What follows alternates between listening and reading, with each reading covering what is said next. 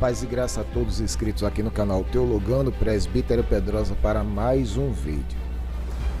Hoje vamos estar falando sobre um assunto que já falamos aqui no nosso canal, mas eu gostaria de expandir mais esse assunto porque é um assunto relevante para o nosso crescimento espiritual, tá certo? Eu queria falar um pouco aqui sobre as diabruras, as heresias, as contradições faladas por teólogos, pregadores desse sistema tenebroso que é o sistema religioso, tá certo? Mas antes de falar sobre esses pregadores, essas diabruras aí, eu gostaria de pedir a você que ainda não é inscrito para se inscrever no canal, ativar as notificações e compartilhar este vídeo, fazendo com que este trabalho chegue o mais longe possível. Não se esqueça também de acionar o sininho de notificação, tá certo? Deixar o teu joinha, o teu gostei, o seu legal aí vai nos motivar a estar sempre produzindo vídeos com conteúdo edificante para que você cresça na graça e no conhecimento das Escrituras. Amém? Então, eu gostaria de compartilhar aqui com você esse vídeo aqui do Rodrigo Silva, mandaram para mim, e a gente vai analisar passo a passo todo o comentário deste vídeo e extrair daqui algumas verdades que precisam ser ditas e corrigir alguns erros de teologia, tá certo? Vamos lá. Eu não esqueci do problema não, ele vai ser resolvido em Jó. Num dia, capítulo 1, verso 6, em que os filhos de Deus vieram apresentar-se perante o Senhor, veio também Satanás entre eles. Deixa eu explicar esse verso para vocês. Num dia em que os filhos de Deus vieram apresentar-se perante o Senhor, você sabe que Satanás, ele era o querubim cobridor. O que significa isso? A luz de Deus.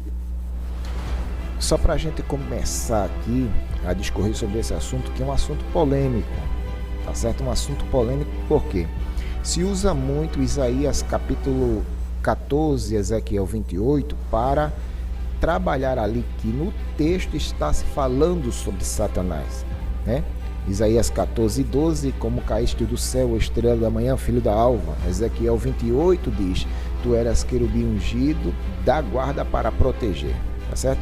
Então, com base nesses dois textos, tem-se a ideia de que os textos estão fazendo referência a Satan, Satanás.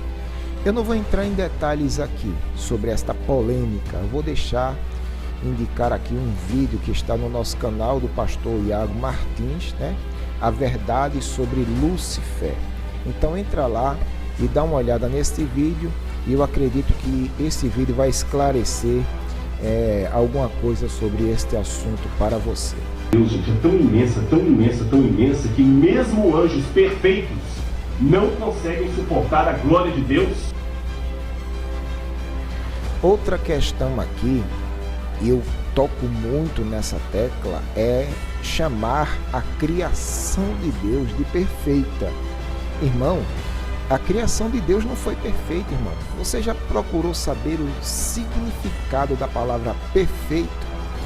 E eu estou usando o dicionário, nosso dicionário da língua portuguesa, tá certo? Porque o dicionário do hebraico, ele vai mais além, ele expande mais esta ideia aqui. Mas veja a definição de perfeito no nosso dicionário, que não tem defeitos, ideal, impecável. Essa palavra aqui, impecável, significa incapaz de pecar, excelente ou o que possui excelência. Então, na realidade, perfeição extraída da palavra perfeito é um atributo incomunicável de Deus. Só Deus é perfeito, só o eterno é perfeito. Tudo criado por Deus tem tendência a ser imperfeito. E a prova evidente disso é que os anjos pecaram. A prova evidente disso é que o homem criado à imagem e semelhança de Deus pecou e vai entrar em contradição com a palavra perfeição, né? A palavra perfeito, Porque a palavra perfeito está aqui, ó, impecável, incapaz de pecar. Eu não quero nem discorrer sobre o restante da definição e até os sinônimos da palavra perfeição. Então, eu acho muito incoerente chamar os anjos de perfeito, chamar Adão de perfeito, quando na realidade perfeição é um atributo incomunicável de Deus e ele não divide esse atributo com ninguém. Vamos mais. Sem um filtro. Sabiam disso? Mesmo no universo sem pecado. Então havia um grupo de anjos chamados querubins, que eram anjos cobridores. Eles abriam as asas. Com duas asas eles abriam. Outras eles cobriam o rosto. Para que eles abriam as asas? Deduz por quê? Quando a glória de Deus ia manifestar, os querubins abriam as asas. Para a glória não ofuscar os outros.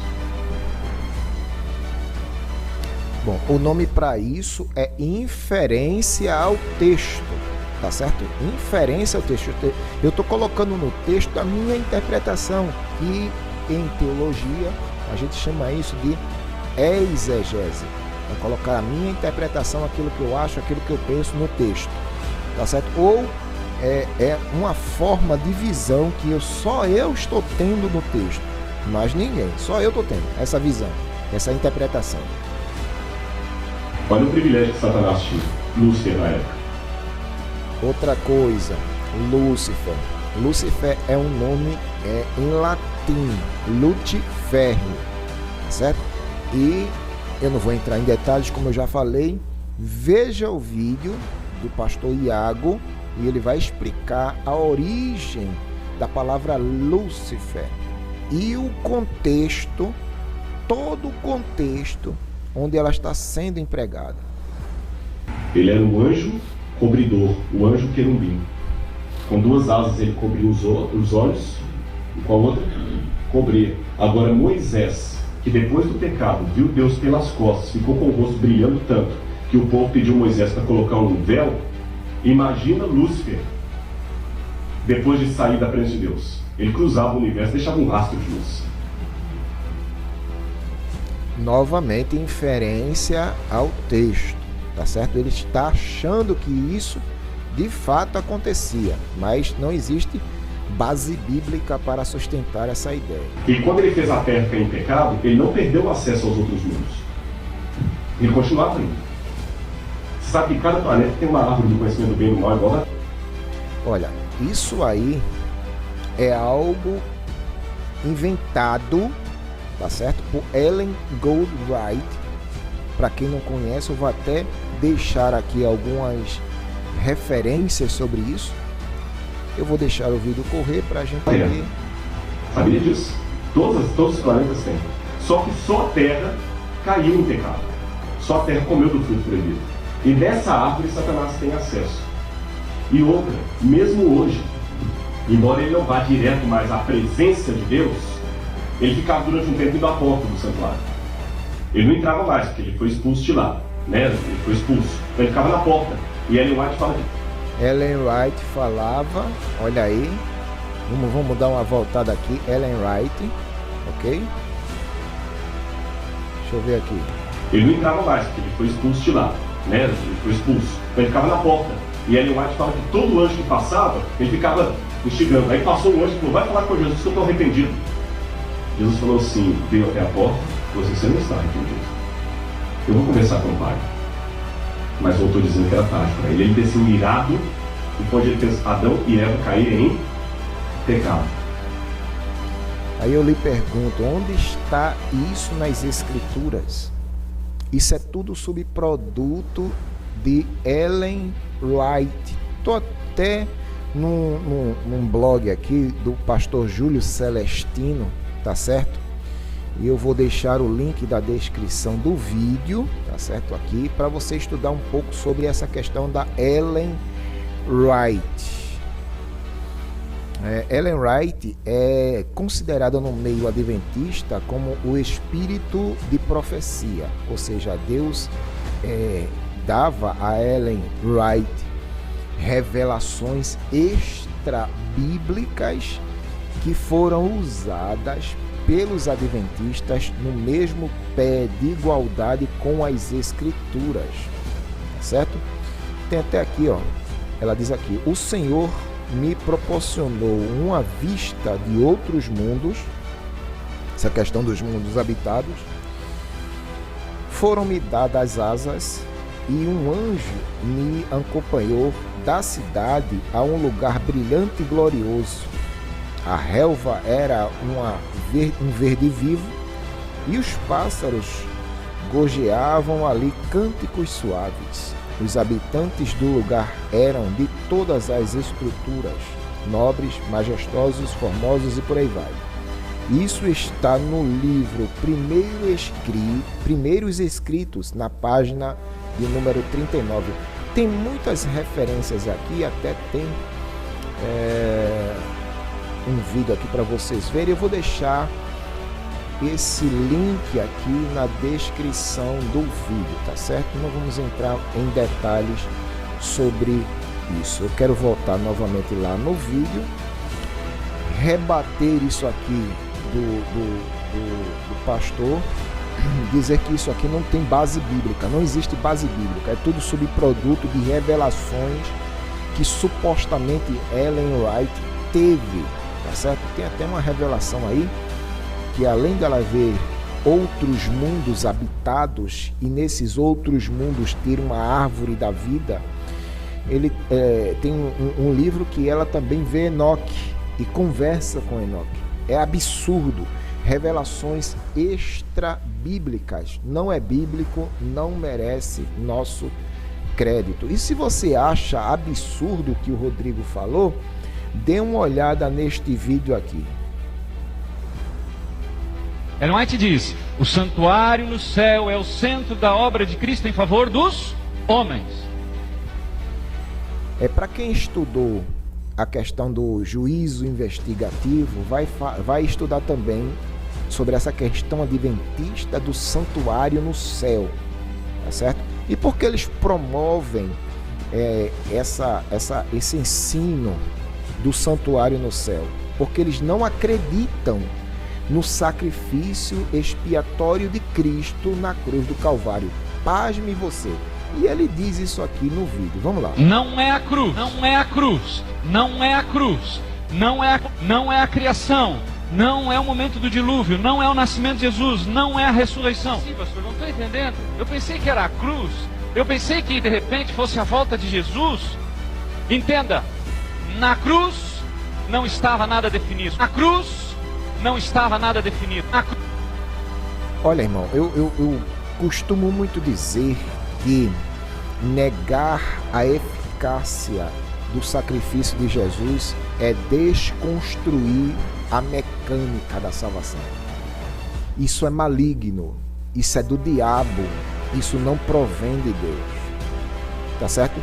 Para os adventistas, o sacrifício de Cristo na cruz do Calvário é ineficaz para salvar. Quem vai salvar é o juízo investigativo, Jesus entrando no santuário e investigando aqueles a quem ele quer salvar. Isso não provém de Deus, isso não é ensino da soteriologia bíblica que eu aprendi ou que você aprendeu. Negar a eficácia da mecânica da salvação é colocar em xeque todo o projeto de Deus na cruz do Calvário, que é suficiente e é eficaz. É eficaz, irmão. Eu digo que o Calvário era o tribunal de Deus, onde Jesus Cristo se fez maldito.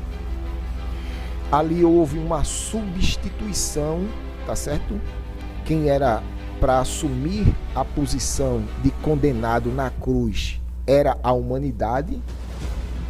Jesus se fez maldito por nós, assumindo o nosso lugar, a substituição. E com o seu sacrifício, Jesus promove a justificação para todos aqueles que nele crêem. Tá certo? Então, nesse tribunal de Deus, que é o Calvário, Jesus Cristo me substitui e me torna justo pelo seu sacrifício. E Esse sacrifício é eficaz, irmãos, que promove a salvação para todo aquele que nele crê. Aí vem uma pessoa dessa dizer que o sacrifício da cruz não foi suficiente. Impressionante, minha gente. Impressionante. Cruz não estava nada definido.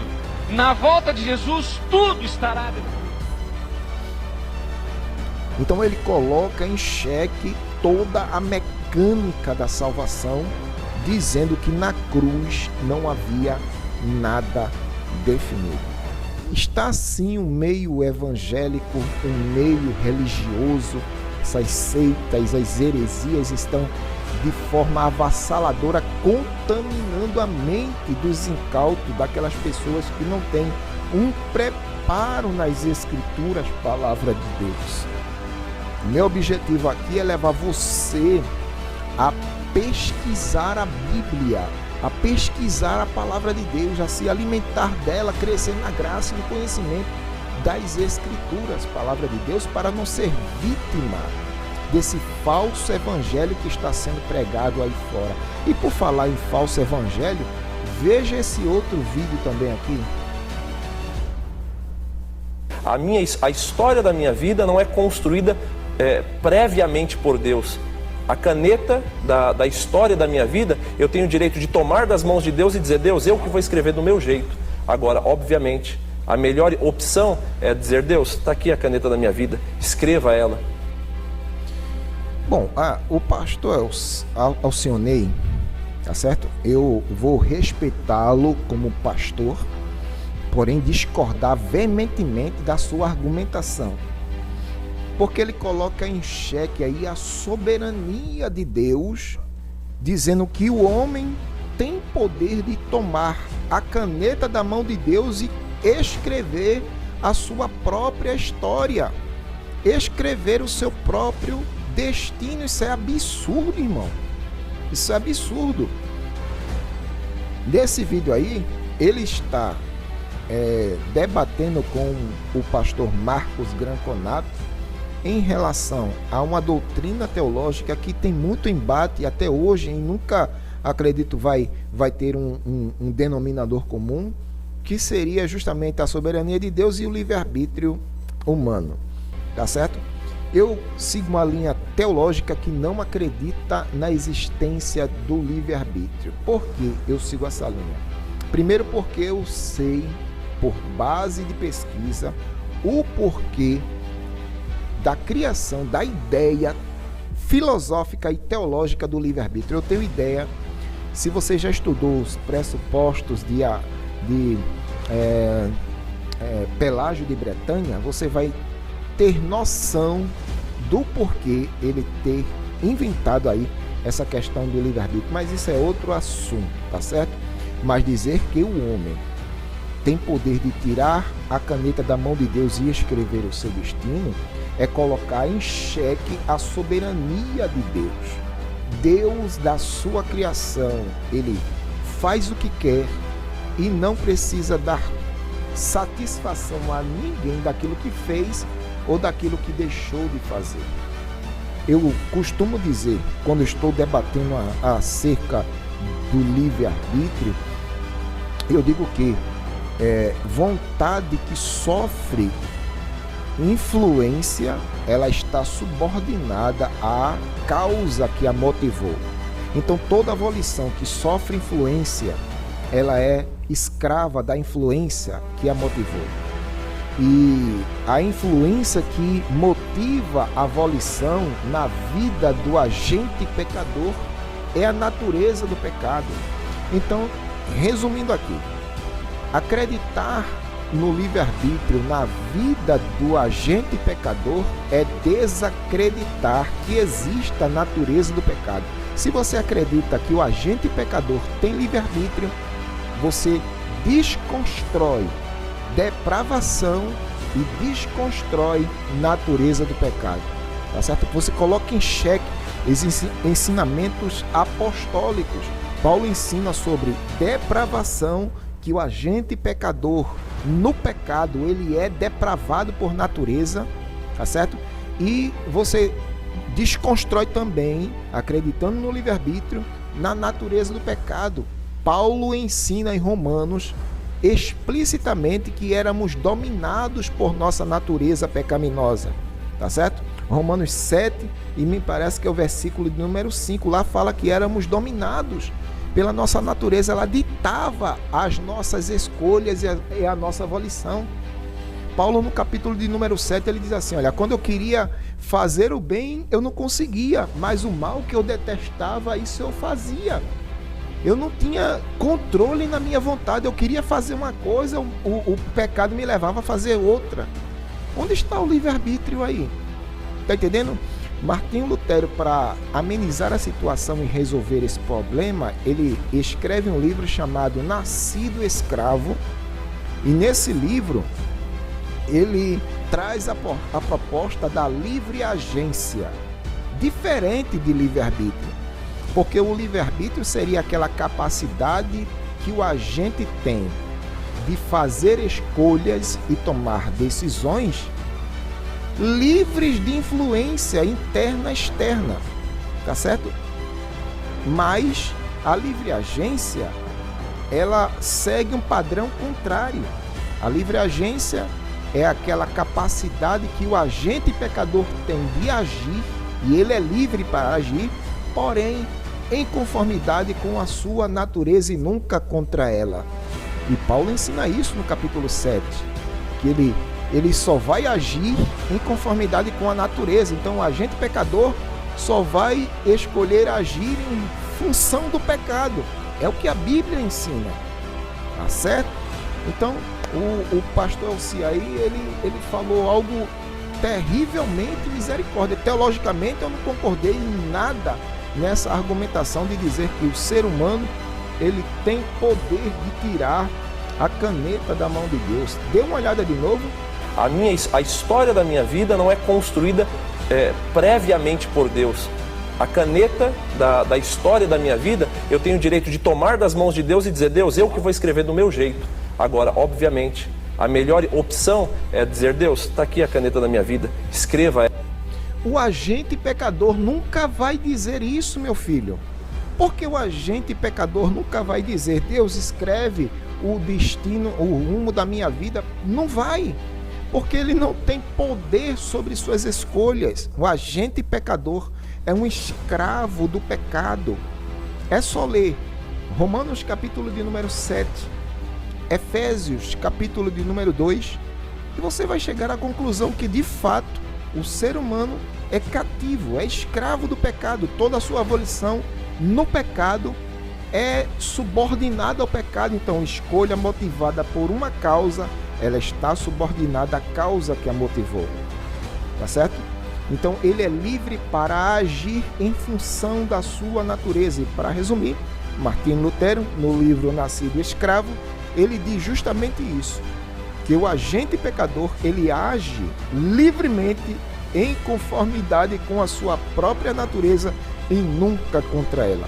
Ou seja, o agente pecador nunca irá escolher deixar de pecar, porque ele não tem forças para isso. Amém? E eu gostaria de mostrar ainda outro vídeo aqui. Dê uma olhada nesse vídeo.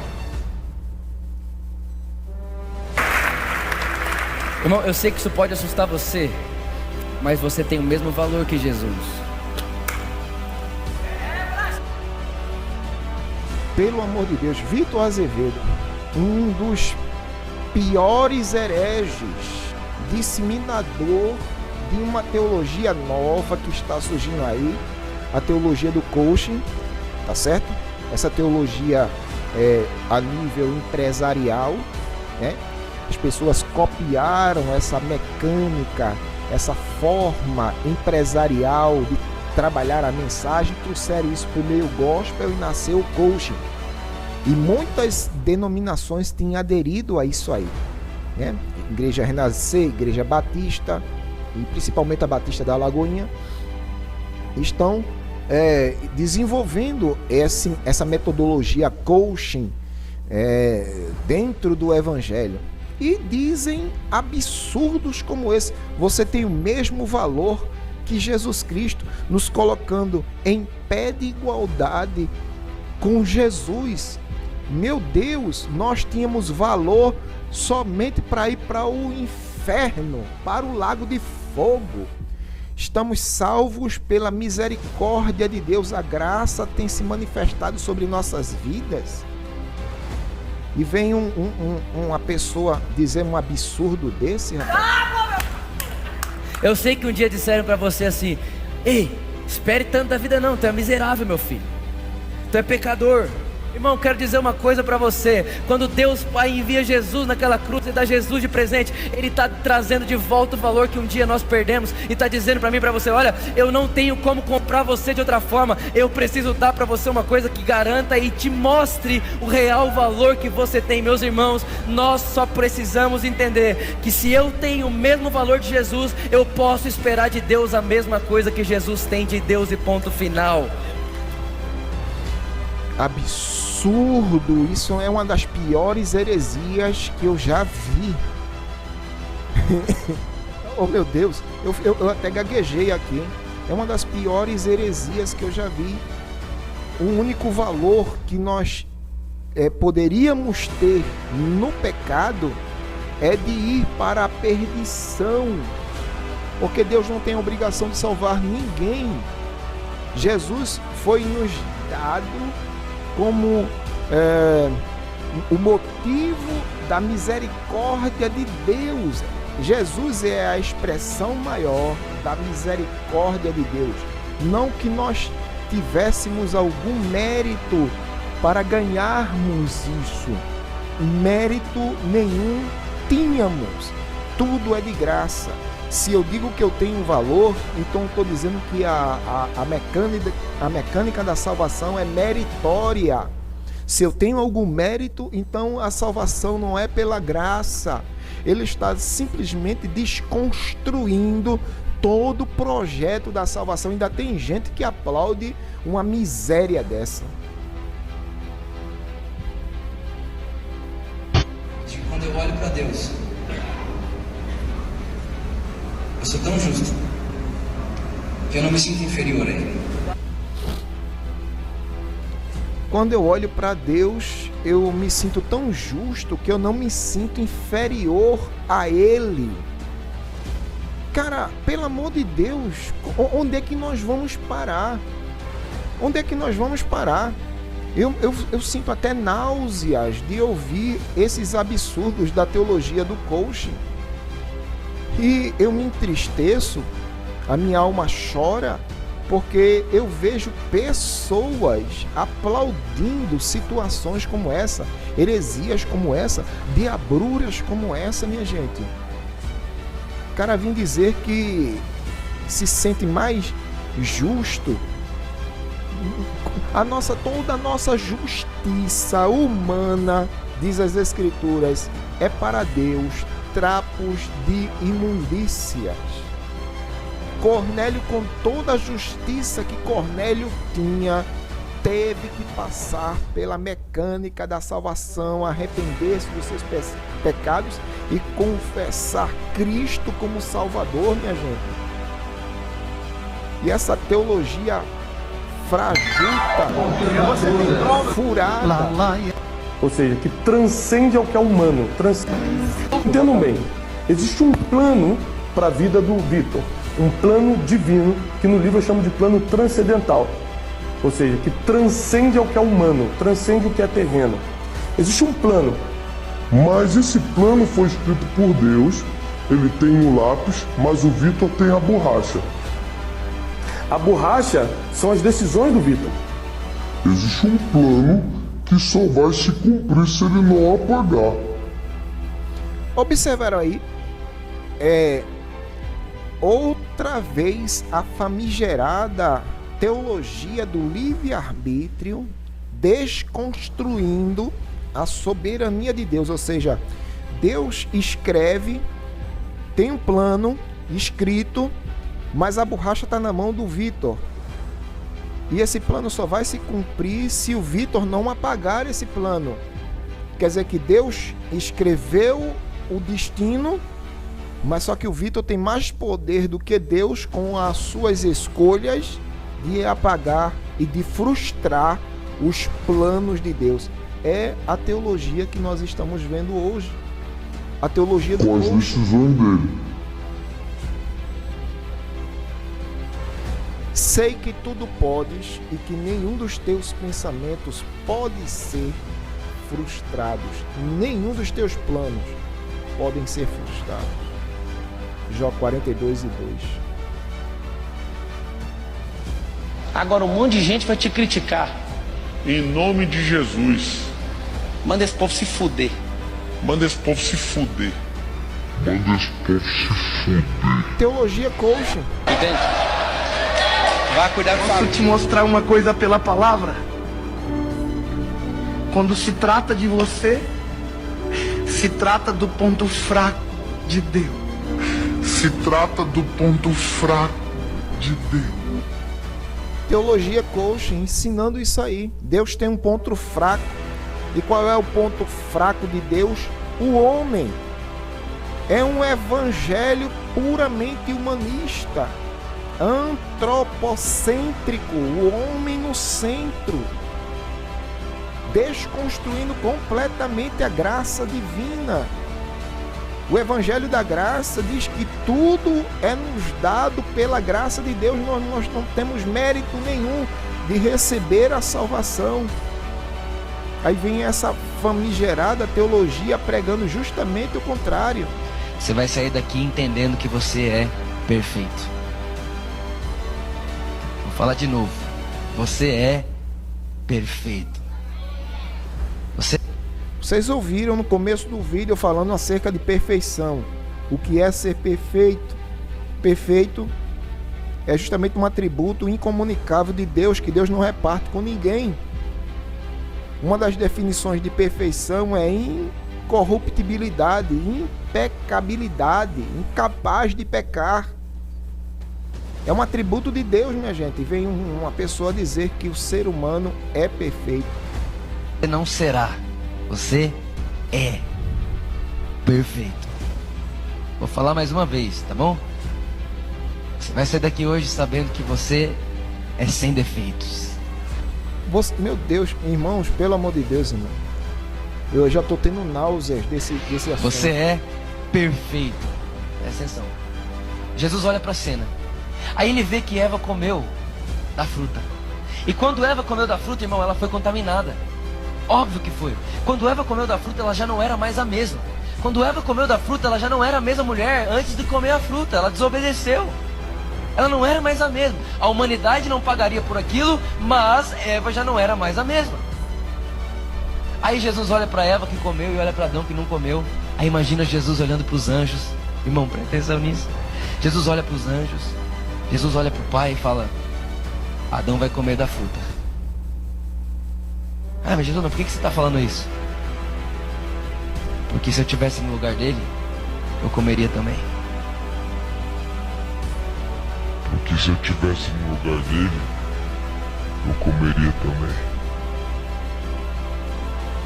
Quando eu olho para Deus, eu sou tão justo. Eu vou encerrar aqui esse vídeo porque eu já não aguento mais, tá certo?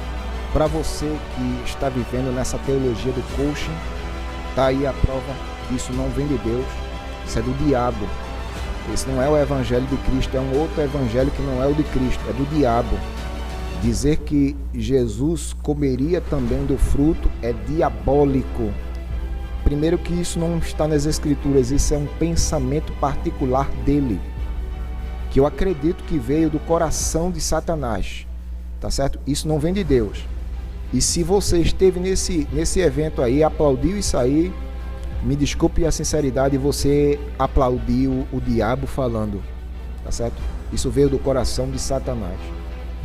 Eu vou encerrar esse vídeo aqui porque eu já não estou mais suportando a quantidade de heresia e a magnitude das heresias ditas por esses pregadores do sistema tenebroso. Se você gostou desse vídeo, deixa um comentário aí no rodapé daquilo que você acha, a sua posição sobre essas pregações, sobre esses pregadores, e vamos trabalhar juntos em nome de Jesus, tá certo? Deus abençoe a todos. em o nome de Jesus.